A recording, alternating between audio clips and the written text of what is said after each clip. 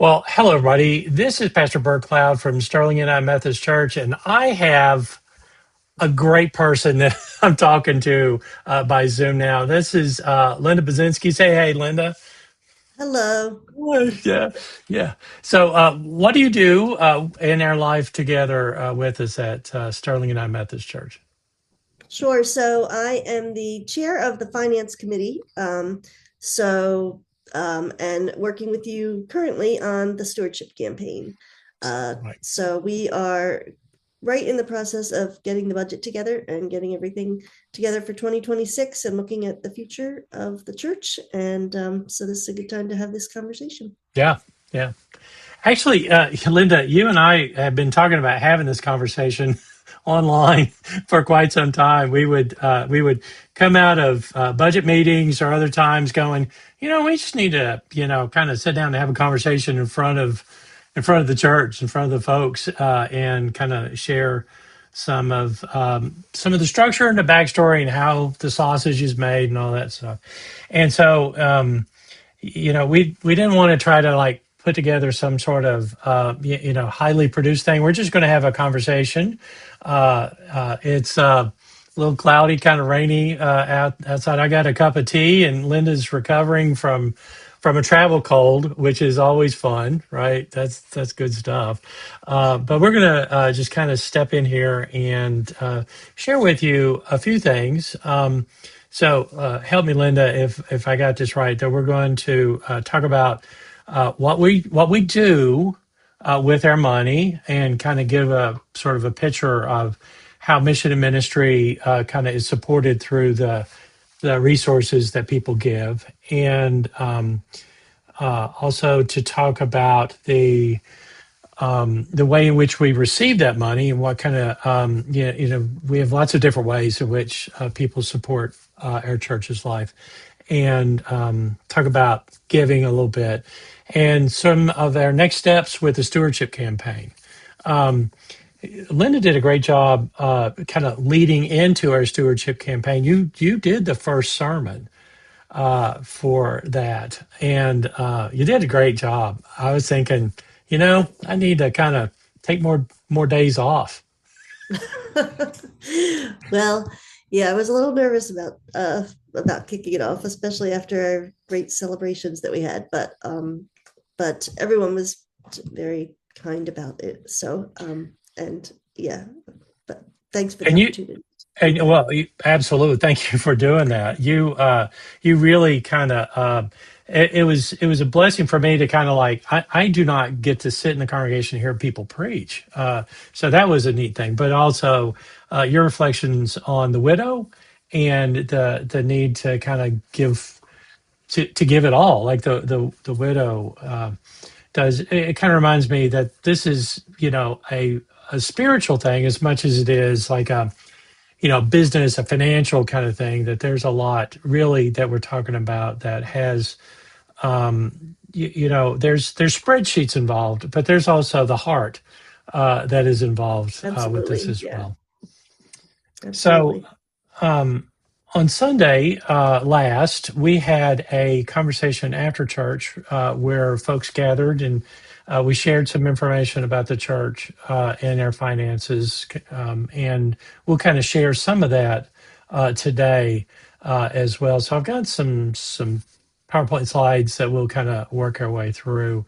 But it was a really good conversation. I can't remember how many people we had join us, but what did you think about the time that we had together?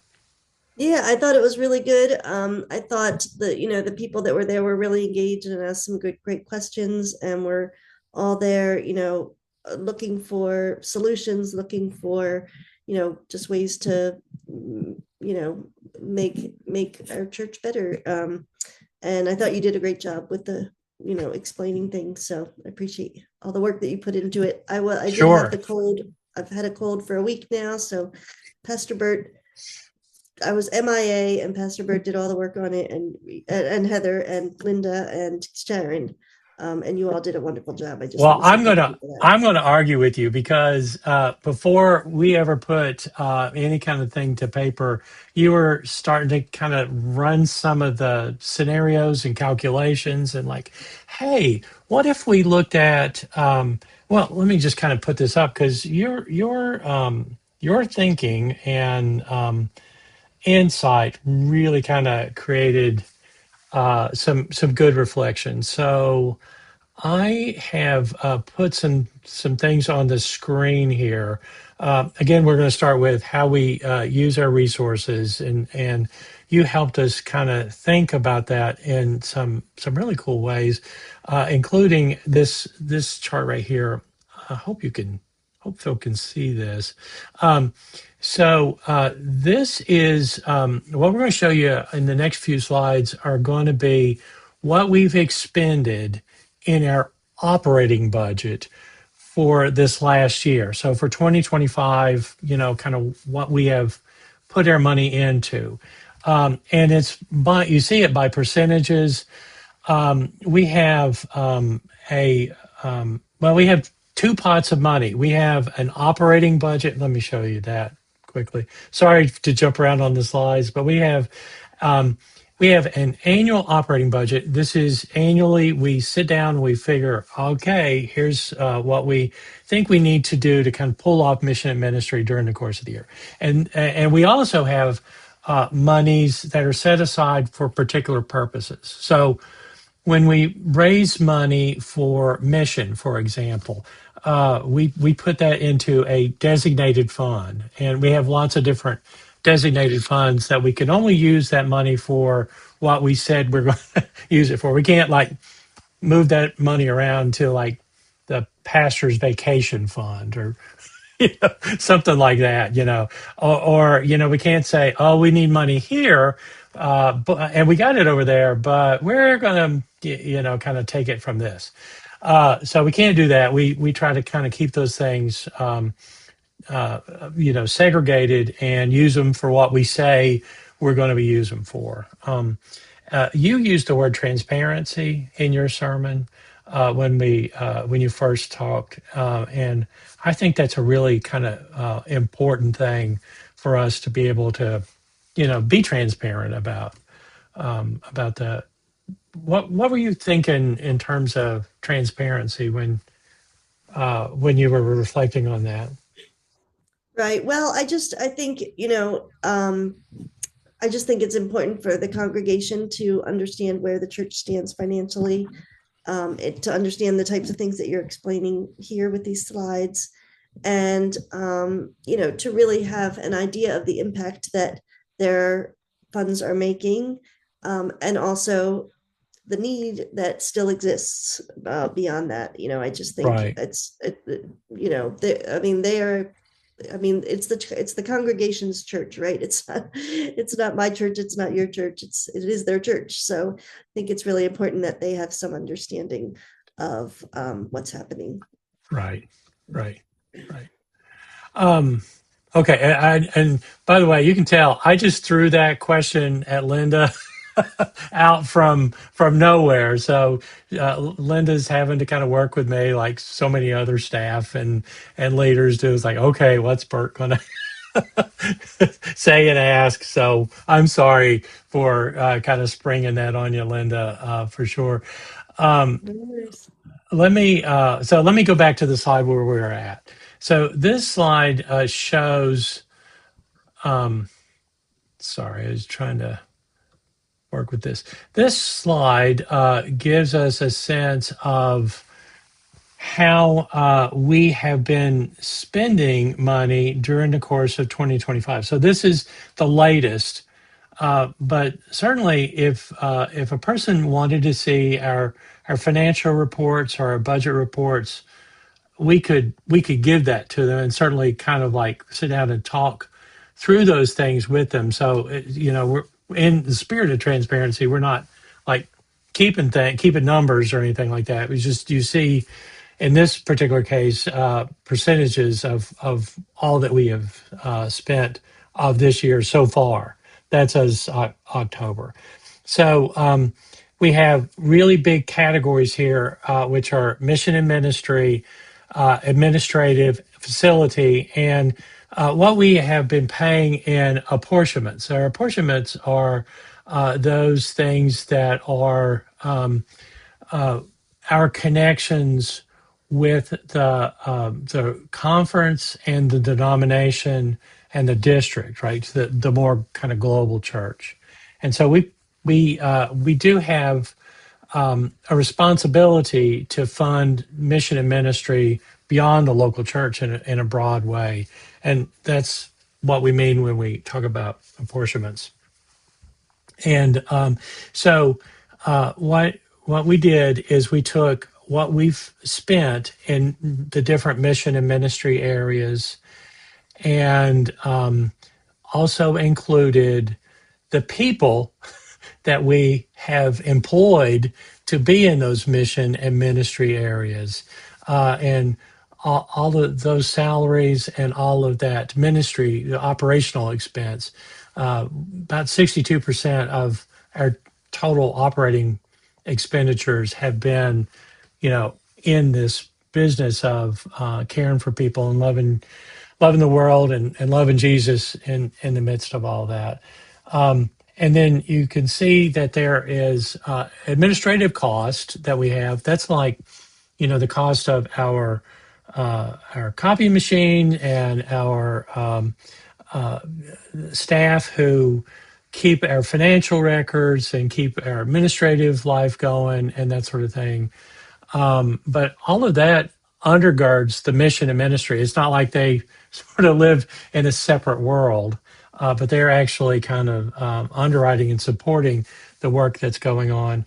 And then there is a expenditure of only 7% for our facility, but we also have other funds, part of that designated fund, that we are using to pay for the needs of our facility, our electric bill, all those kinds of things as well. And those things are in ministry. So, for example, we have ministries here like the Deshong's gift back garden, the beloved memory of Vinnie Short and his work, his and Jane's work to help people.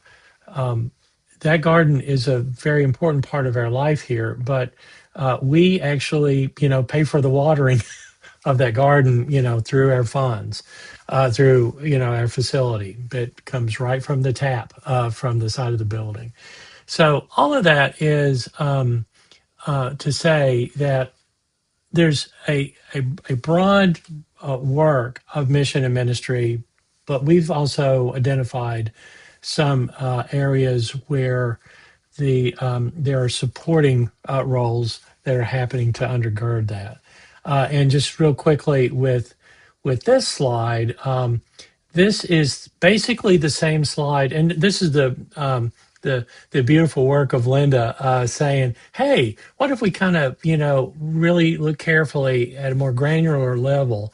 So this is kind of the same slide that you just saw, but it has the individual areas that we break out in our budget, plus the salaries and their support. So you can see that we spend 26, almost 27% of our expenditures this year so far in worship and outreach, 22.1% in discipleship and education, 5% in care, 3% in welcome and fellowship. And again, welcome and fellowship, they did a fundraiser earlier in the year, and where it was able to kind of like use some of that money to pay for the ministry area. The mission figure here looks low. I mean, if you if you walked up to it and like, "Hey, Linda, what's going on, man? That's like almost 4%." But let me explain that just a little bit further by saying that we have a deep heart for mission, and we independently fundraise for that particular area. So we actually have a very large amount of money that we expend and have fundraised and have in reserve for mission explicitly.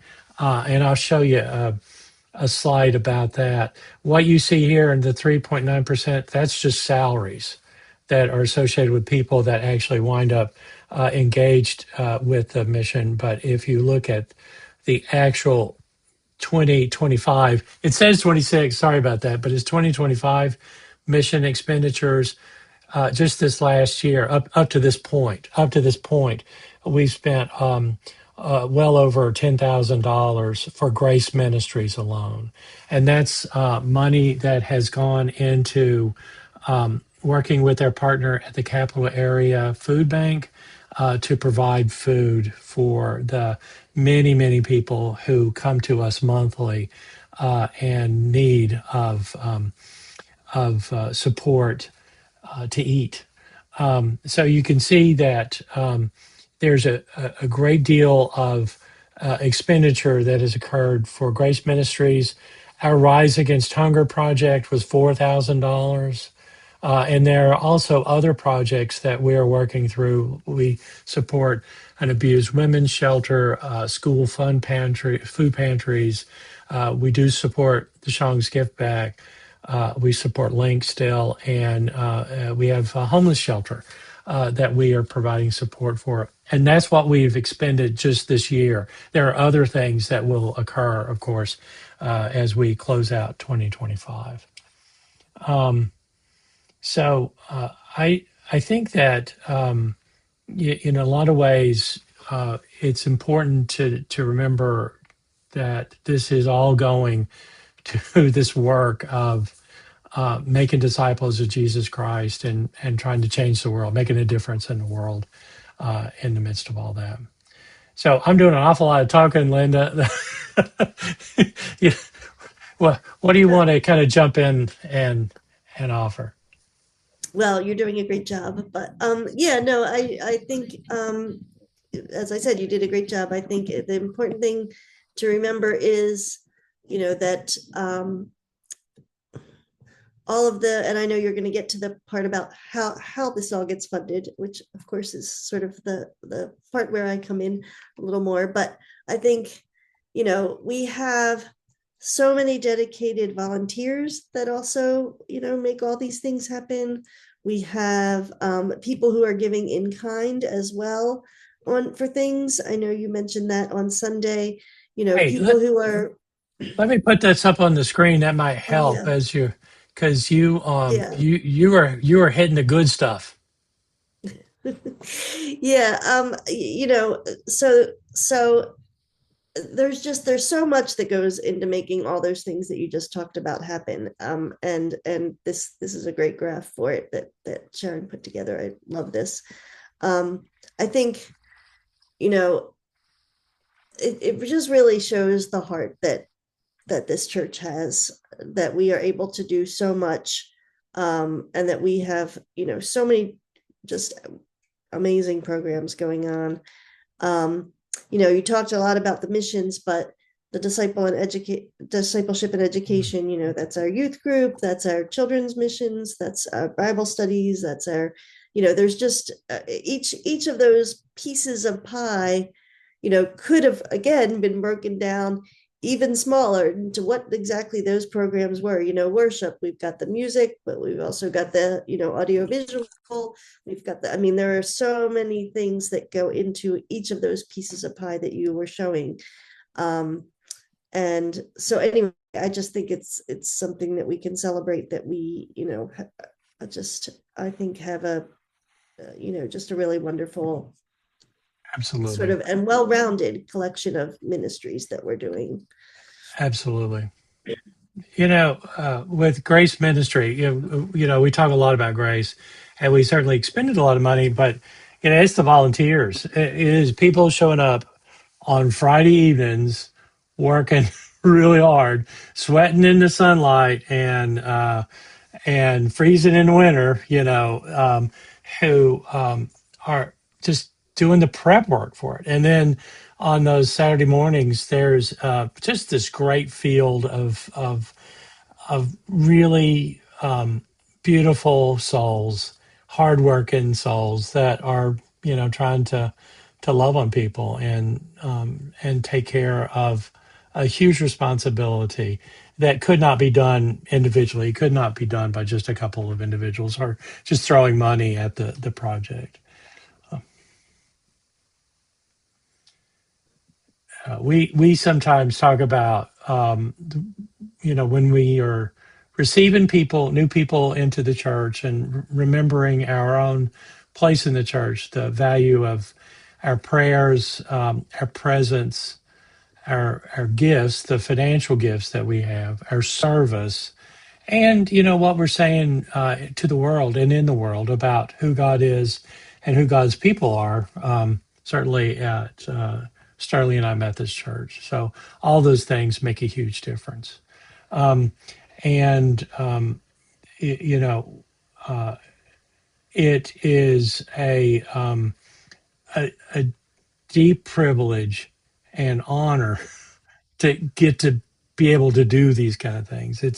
It's not something that should be taken lightly or casually. Absolutely. Yeah. No, and I think also I just want to mention a shout out to sort of the leadership of the church. All of those things require they've all got committees behind them, and those committees all have chairs that are, there's a lot that goes into it, and it's just you can't thank enough, honestly, the people that are back there doing it, because Right. it's a lot of work, and they make it look easy. They make it, we can put up a pie chart and it looks like, oh, we're doing all these things, and it's ta-da, but Yeah. there's a lot of Yeah. work that goes Yeah. behind the ta-da, right? A lot So of man hours for sure. A lot of man hours, but person hours for sure yes. in the midst of Yes. that.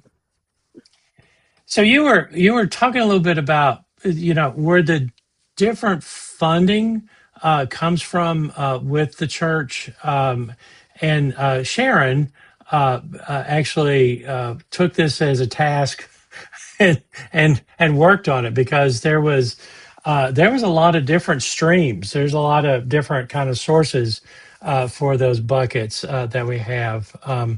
And I think I interrupted you as you were kind of working your way um, through these different streams, but maybe you could process through that. Keep going as you describe that. Yeah, yeah. So I'll just start here at the top left-hand corner and sort of work my way around the circle. The individual financial giving is certainly the most, that is where the lion's share of our funding comes from. That's, the pledges, the plate being passed, et cetera, et cetera. Just those donations really are what keep the church going. But we do, rely on a lot of other sources as well. So in-kind contributions, that's what I was just saying. There are folks who, you know, um, bring in extra ketchup for the youth group on Sunday nights, or bring stock up on sponges in the kitchen, or larger purchases as well. As you have here, technology and professional services. I know we've had some pretty large in-kind donations that have really, obviously just saved the church a lot of money rather than having to make those Absolutely. purchases. And then investments and endowments, that's something that, of course, we are excited for people to offer. And we've had some commitments from congregation on those as well. And we really appreciate those.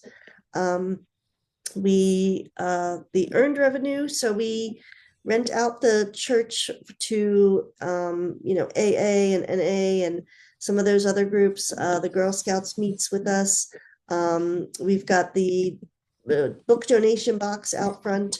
So things where we're, pulling in money from outside the church.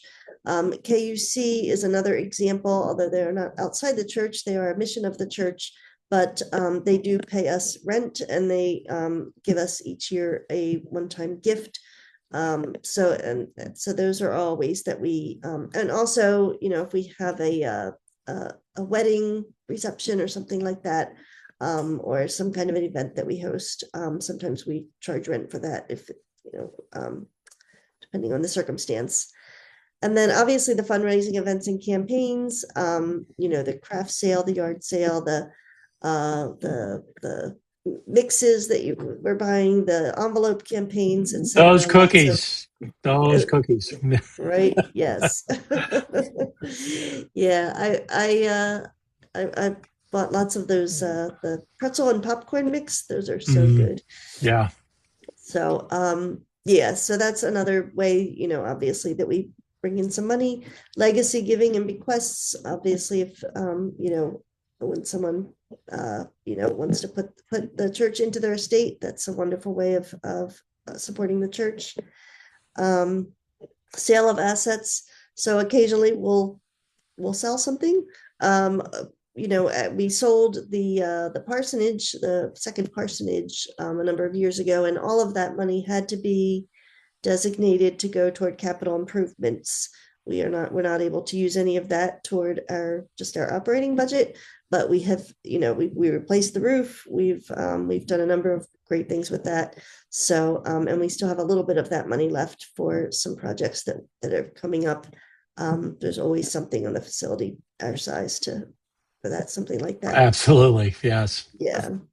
And then grants, we've applied to grants for a number of things. I know we've gotten some grants related to Grace, and we got a grant related to our ESL program recently. So, if we're able to apply for funding, either federally or Loudoun County or other foundations, that's something, we want to always keep our eyes open for, as well as opportunities to do that.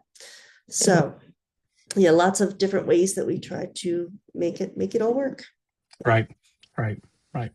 And all of those different funding streams kind of flow in together. Some of them are designated funds, but others are part of our general operating budget. Remember, we have those two different areas that we have to, kind of keep them in use for their specific purposes, like the sale of the old parsonage.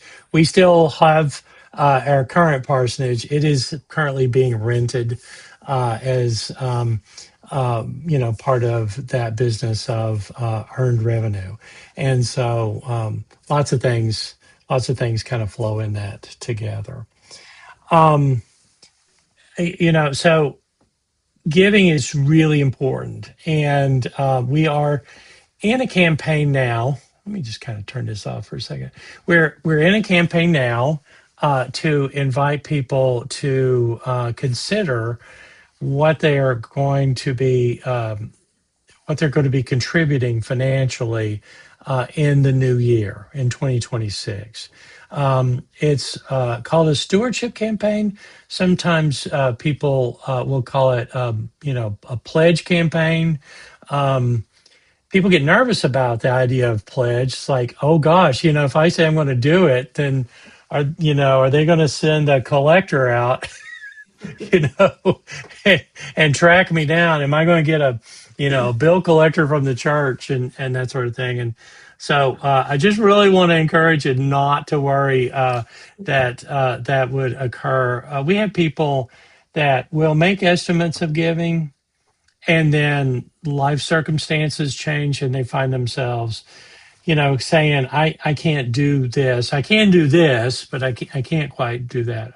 And to the reverse, some people go, I said I'm going to do this, but God's blessed me, or God's been working with me on this, and I would like to increase my pledge and that sort of thing. So it's kind of like a budget. It's sort of a living thing, and where you find yourself making changes, that's totally cool.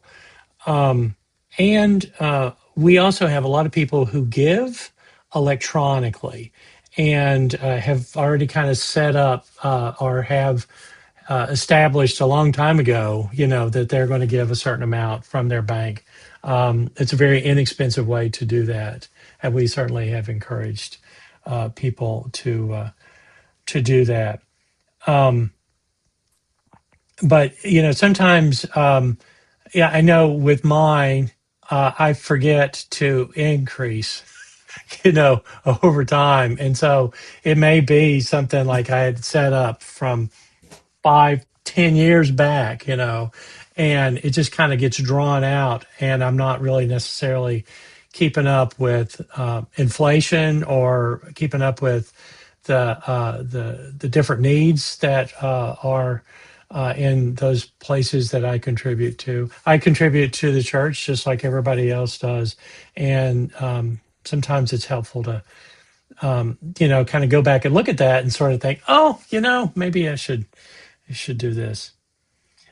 Um, Yeah, I just wanted to add to that, just how helpful the pledges are. As you said, obviously life circumstances sometimes change. Sometimes somebody has to,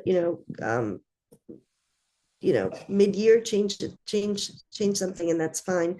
But as I mentioned, we are in the middle of the budgeting process, so having those pledges really does help to understand, if we have at least some idea of what we're going to have coming in for the year, that helps us to say, okay, well, this is what we can spend for the year. Our goal is always to have, at least a $0 budget, a break even budget.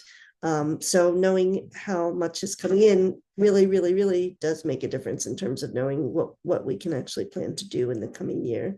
And the other thing I wanted to say is, that's obviously for 2026, which is really important.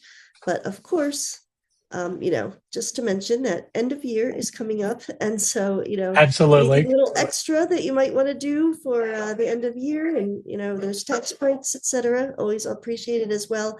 And I think the church is working on right now making donating actually even a little bit easier. We're working on potentially setting up a pen pal / Venmo type of situation. So just wanted to put that in there. Absolutely.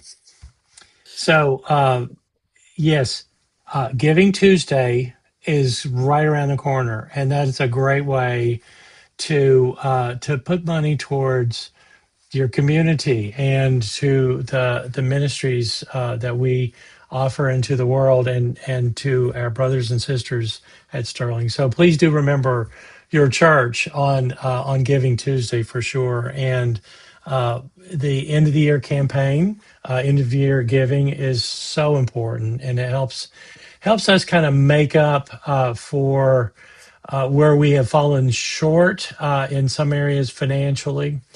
Um, One area that we haven't spent a lot of time on, but maybe we can kind of come back and have another conversation, Linda, is about apportionments.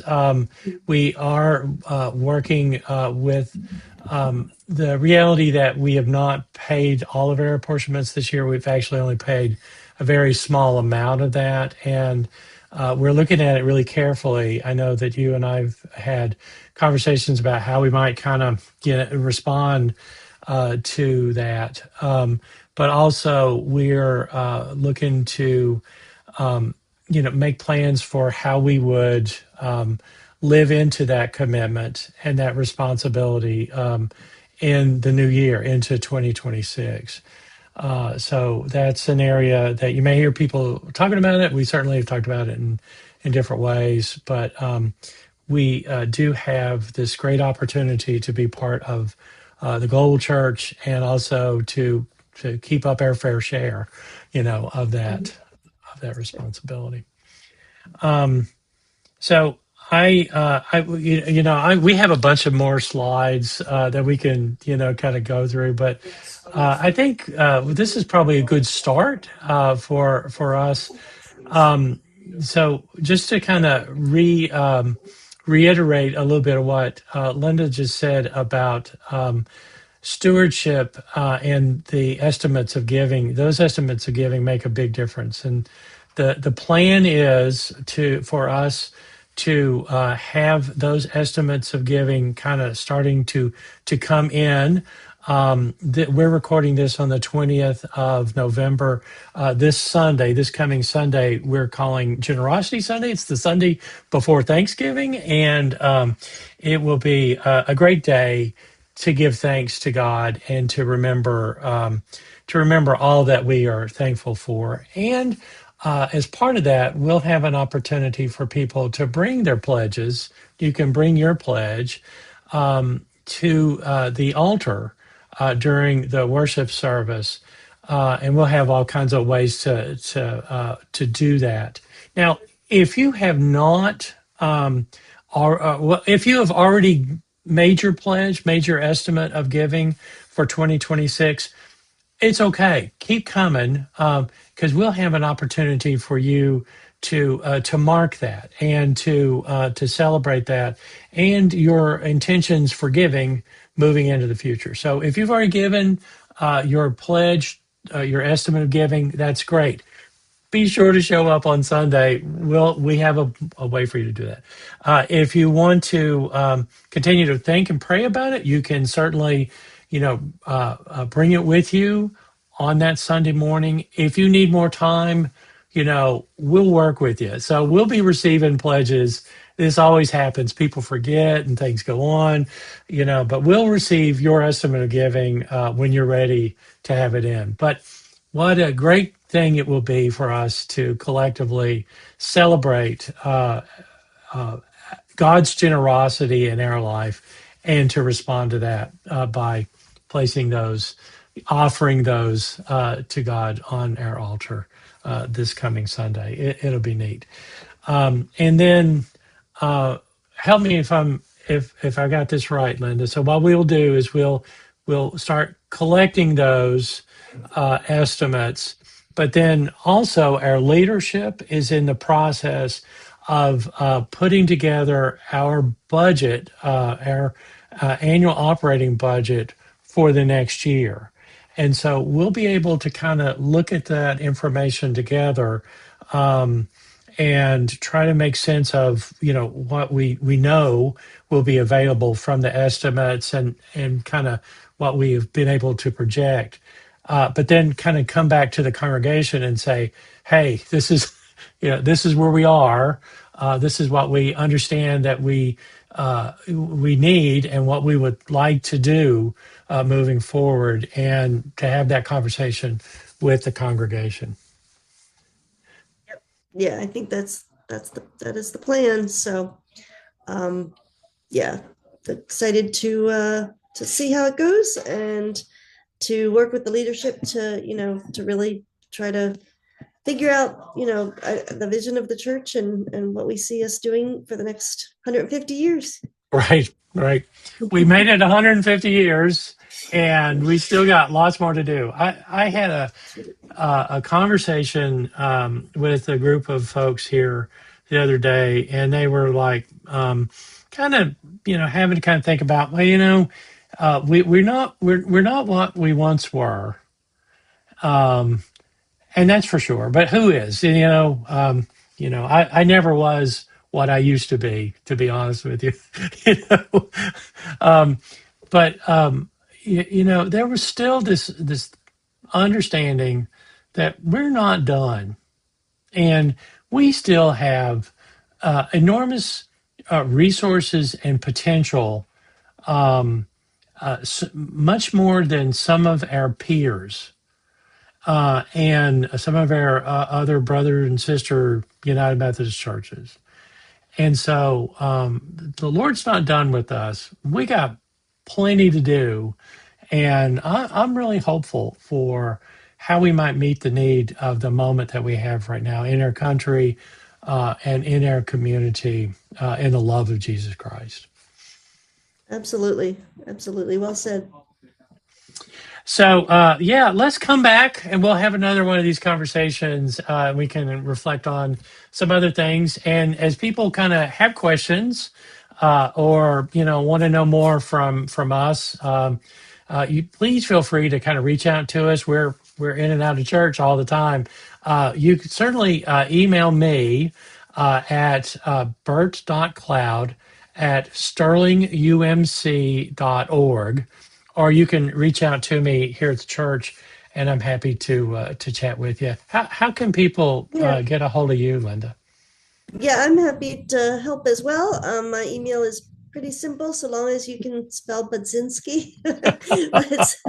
It's Linda@lindabudzinski.com. Linda@lindabudzinski.com. So easy to remember, maybe not as easy to spell, but anyway, happy to answer questions as well. Right, for sure. And if you go to lindabudzinski.com, people can find out that you are a writer. And a lot of people know this already and have, celebrate that with you for sure.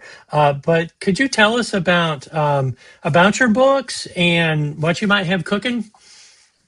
Sure, yeah. So, well, I've got four books out. They're all young adult, which means they're written for teens, and a couple of short stories as well.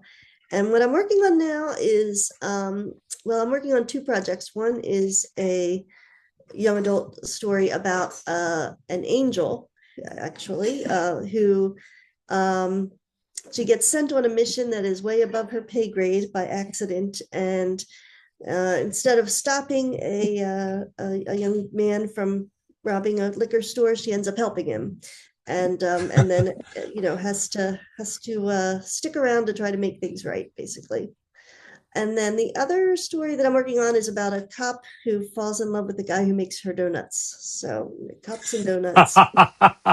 That's That's awesome. an adult romance. So yeah, That's yeah, I'm having totally fun with them. awesome. They're long way from being finished. But I'm having fun working on them. So It's very few writers that actually get published, and it is quite a feat to have one book published. And I admire you tremendously. I admire you for lots of different things. Linda is part of our youth ministry. Linda is kind of our primary driver in our confirmation project, and so just lots of things getting in the way. I don't know if getting in the way is the way I should put that, but there's lots of things that take Linda's time and energy. But I think I haven't read any of your books yet. I want to. You told me, you waved me off. It's like you wouldn't be interested in a young adult book, and I don't know. But so I might hop onto Amazon and find a book by Linda Budzinski. Is it on Kindle? Can you get your books on Kindle? yes, Oh make my them all on gosh, Kindle. there we go. So support Linda as you can, support your church as you can, and we thank you. Thank you for sticking around for this conversation. And please do reach out if as you have questions. Your presence and your prayers, your service, your gifts, and what you are witnessing to the world about Jesus and our community makes a huge difference. And we thank you for that. And we thank you for being part of this amazing ministry. So take care of yourself. God bless you, and we'll be around for another conversation soon. Thanks, everyone. Bye bye.